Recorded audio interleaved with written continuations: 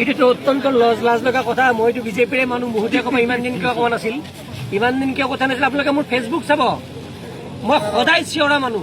চৰকাৰে আঁচনিৰ কথা ক'বলৈ গ'লে প্ৰথমতে মই কওঁ, কালি মই কলেজৰ ওচৰত এখন গাঁৱত গৈছিলোঁ, পৰহি দিনা মই দেখিলোঁ এগৰাকী দুমূলীয়া বিল্ডিং থকা বেংকৰ চাকৰি কৰা মানুহটোৰ ঘৈণীয়েকটোৱে অৰুণোদয় পাইছে।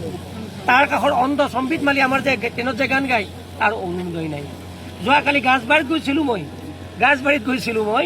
এই গাছবাৰীত লক্ষ্য কৰিলোঁ BSc মাষ্টৰৰ ঘৈণীয়েকৰ অৰুণোদয় আছে, কাষত ভিক্ষা কৰি পুৰা মহিলাগৰাকী অৰুণোদয় নাই। CM ত্ৰিপুৰাৰ নামত যাৰ বয়স বেছি হৈছে তেওঁ কি কৰিছে, গাঁৱৰ ল'ৰাটোক মাতি আনি কৈছে CM ত্ৰিপুলে তোমাৰ নামত দিম, আধা আমাৰ পইচা কিন্তু। এই যে CM ত্ৰিপুলে ঘৰৰ নামত দুৰ্নীতি 10,000 টকাকে লাগে, সেইবোৰ বিজেপিৰ মানুহ নাছিল। দিগন্ত কলিতা দাদাৰ লগত অহা এই কংগ্ৰেছীবোৰে বিজেপিৰ নাম লৈ এতিয়া লুণ্ঠনত নামিছে। যি কংগ্ৰেছীক আমি ঘিণ কৰিছিলোঁ, এতিয়া বিজেপিৰ অভ্যন্তৰত কংগ্ৰেছীৰ পৰিভৰ। গতিকে কথা দিছোঁ, ৰাইজৰ কাঠগড়ত তেওঁলোক থিয় হ'ব লাগিব, ৰাইজৰ কাঠগড়ত তেওঁলোকৰ বিচাৰ হ'ব লাগিব। আৰু যেতিয়ালৈকে বিচাৰ নহয় আমি শান্ত নহ'ম।